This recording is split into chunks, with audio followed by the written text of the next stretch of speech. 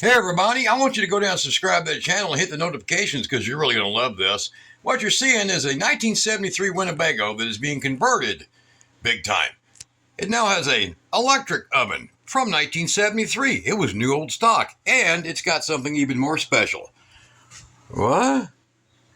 A custom built panel too. So, let's see what this looks like. Well, it looks like this. This is the first one that's ever been done. You're only going to see stuff like this on my channel. Yes, of course people are going to knock it off.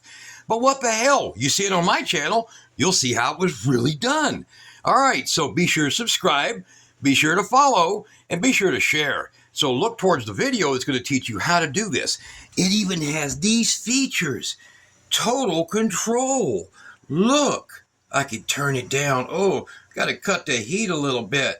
Oh, maybe this one over here. Oh, there we go. Oh, I can even turn the gas down or off. Whoa, whoa. Boom, boom. How would you like that? You want to learn how to do it? You got to subscribe. Video coming soon.